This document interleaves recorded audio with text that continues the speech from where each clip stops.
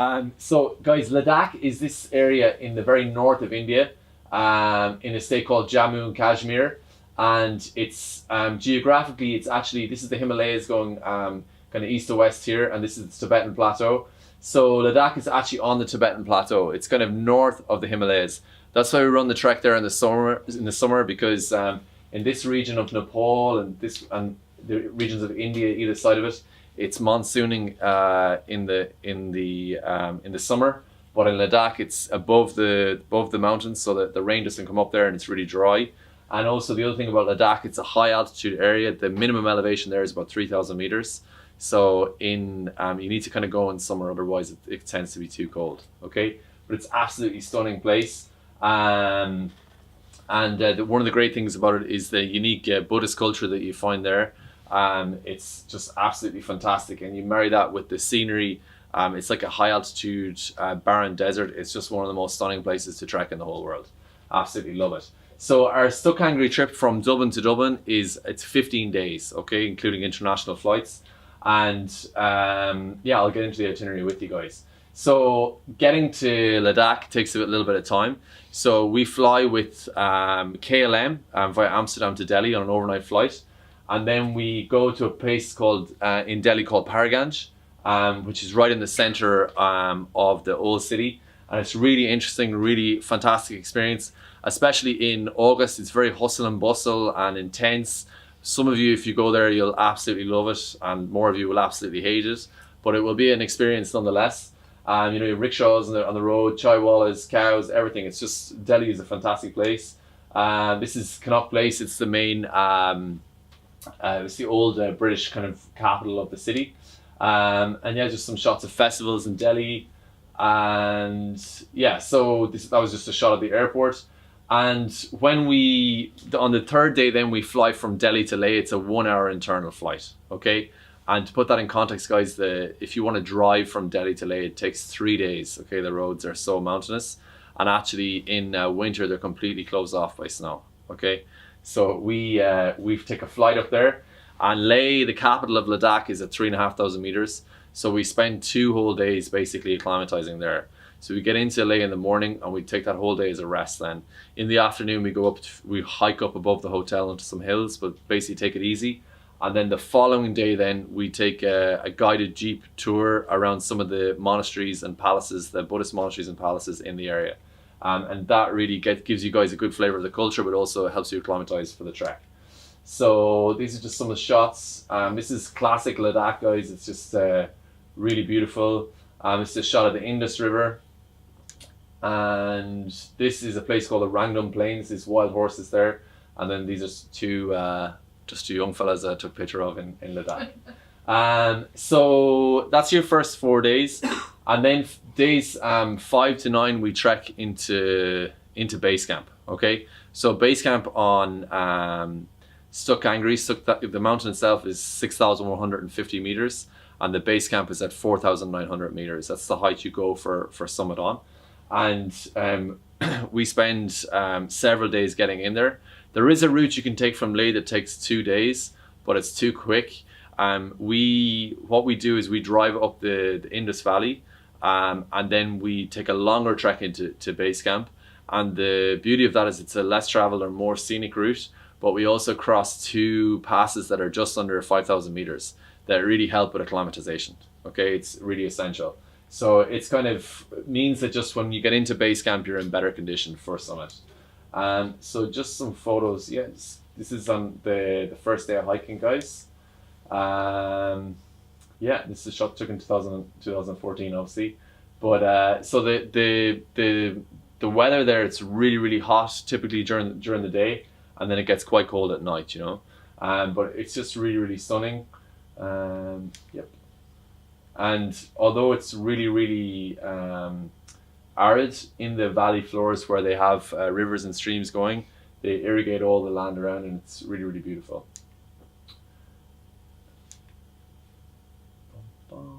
And this is just pretty standard campsite in Ladakh. It's really wild, really beautiful. And this is the Matola Pass, guys. It's one of the high points on the trek before you get to base camp. And just to give you an idea of the views here, this is the Indus Valley here. I don't know if you guys can make that out. It seems really obvious to me because I've been there. And then this is the Karakoram over here, okay? So in the higher elevations in Ladakh, you get panoramic views of huge mountains, lots of 6,000 and 7,000 meter peaks. It's incredible. If you read the blurb on our website, it says you can see K2 from the top of Stok Kangri. You can if you're like an eagle, okay? But if you're not, you can imagine you're seeing it anyway. It's in the distance. Okay, so again, yeah, here you can see a better shot, guys. Let's see the Indus Valley down there. So the days 10 to 12 are kind of summit window. So what we have, day 10 we take a rest day and we do an acclimatization hike, and then day 11 is our summit day itself, which I'll get into more detail. And then we have a spare day after summit, just to allow for if we need extra time for acclimatization, or there's any issues with the flight from Delhi to Leh, or we just need more time, we have that spare. And then the following day we walk back out from base camp. It's a 1 day hike back down to the trailhead, and then we go back to Leh. So day 10, guys, this is Stok Kangri base camp here. And what we do on that rest day is we get you guys to hike up to 5,100 meters. It takes about 45 minutes to an hour and a half, depending on how people are feeling. Tend to go pretty slow. Get you acclimatized, then come back down. And then depending on the condition of the mountain, we'll show you how to put on and off the crampons, because we may need to use those on Stok Kangri. And then we just rest up for the rest of the day. And then on summit day itself, just to give you an idea of the route, it takes about 12 to 14 hours to summit Stok Kangri. Like all big mountains, you know, it's always the summit day is the crux of it. So you start off by coming up this really gentle trail up to this high point. And then from there you turn around a corner and descend up nice and easy. And then you cross the Stok Glacier, which is here. And with that, guys, I know some of you guys have been to Mira Peak. It's very, very straightforward. You're just walking on top of ice and some moraine. It's very straightforward. And then where it gets a little bit more physically taxing, it's not a technical peak at all, is where you basically come up around here and then you start zigzagging up this really big, long scree slope. So you can see people walking here, guys, okay? Coming up along here. And then sometimes, it's kind of hard to see here, there's a little bit of a slight kind of gully here, and that can fill up with snow. So depending on how hard the snow is, that's where you might need crampons. But it's not technical at all. And then about another 200 meters out of shot, you come onto the ridge, okay, which is again quite wide. And then from there, you follow that all the way up to summit. And from that, the ridge starts at about 6,000 meters, and then that last 150 takes about an hour and a half to get to the top. The last 150 is always hard, you know. And you can just see here, guys, the view back over the Himalaya, and Karakoram is where you guys are sitting, you know. It's really, really beautiful, stunning mountain. Yeah, so this will give you an idea of some of the terrain. This picture actually makes it look quite a lot steeper than it is, but you can see this trail winding down here and back onto the scree. And this is the summit itself. It's a really fantastic mountain. It's a proper peak. It's really cool up there. So what we do then is it takes about 4 hours to get back down to base camp, and the next day we walk out to the trailhead and drive back to Leh, and then the following day we take a flight down to Delhi, and then the next day we board an overnight flight and we get back to Ireland on day 15.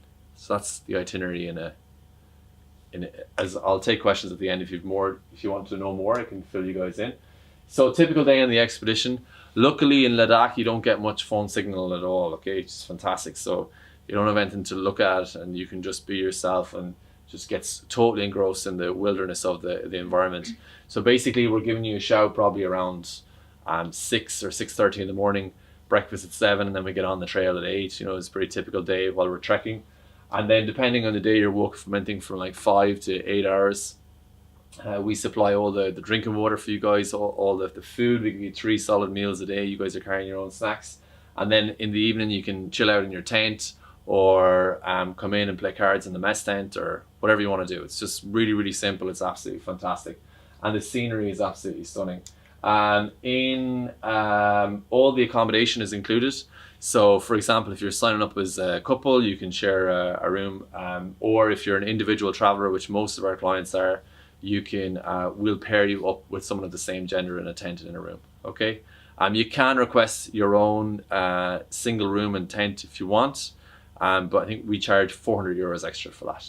You don't really need to do that, because in the higher elevations at base camp, 4,900 meters, you're going to want a tent buddy to keep you warm anyway, you know.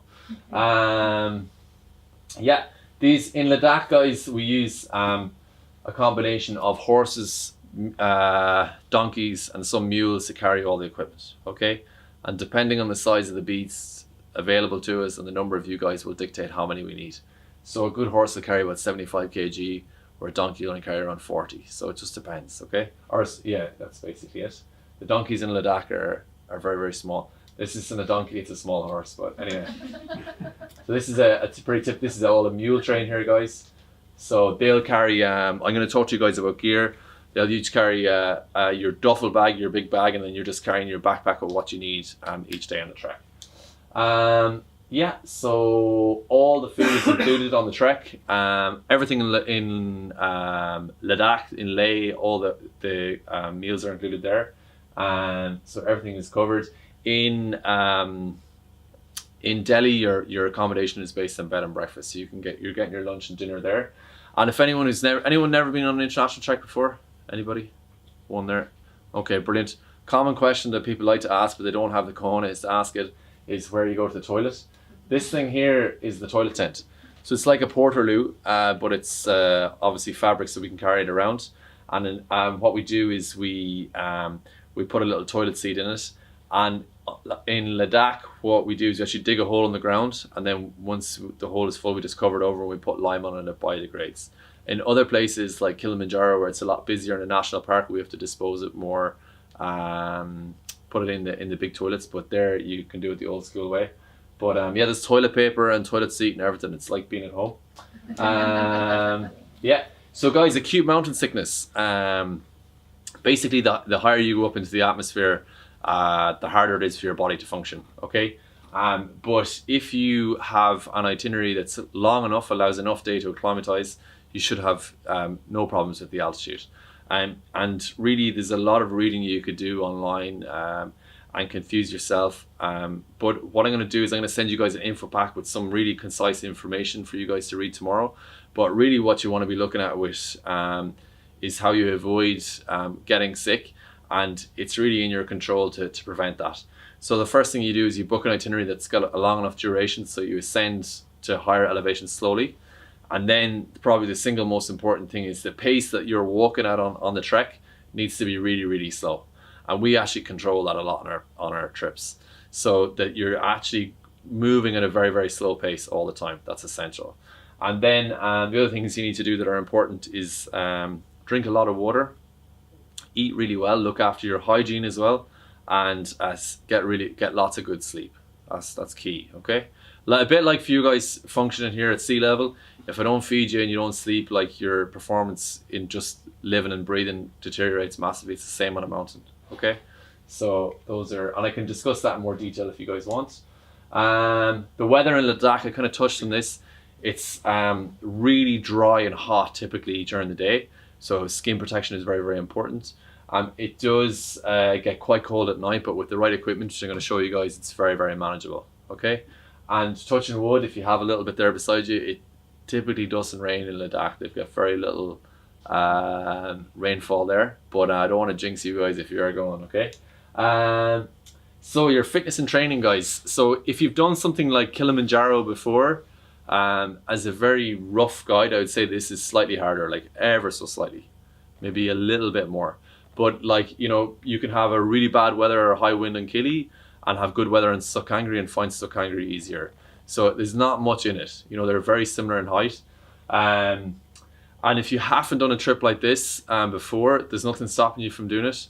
What I would tell you is you want to really brush up and make sure you're aware of what you need to do around acclimatization.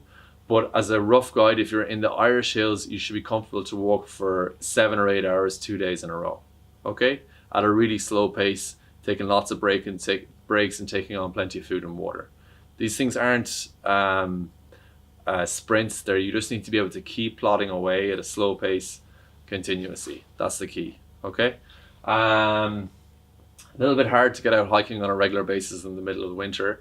So any kind of strength or resistance or cardiovascular training will really help you guys. So, you know, if you don't have the time to get out hiking more than once or twice a month, then hit the gym or go swimming or go running or whatever you like to do. It'll all stand to you, and chip away at it. If you're not necessarily at your fitness if your fitness isn't where it needs to be now, like these trips we're running, if you're thinking of going this year, we run the trip in August, so you have over 6 months to prepare yourself for the trip. Or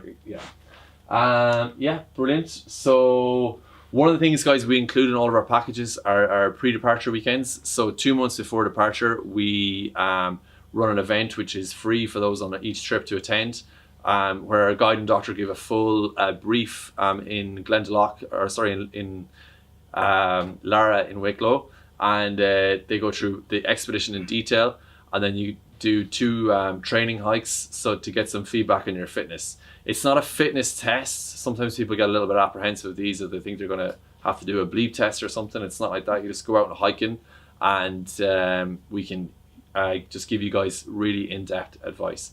And from our perspective, we've noticed a massive difference with our clients that attend the training weekend, the pre-departure weekend, and those that don't. We really get a chance to prepare you guys properly, which is really beneficial for us, because we ultimately want to get as many of you guys to the top as we can. That's what gets us up out of the bed in the morning.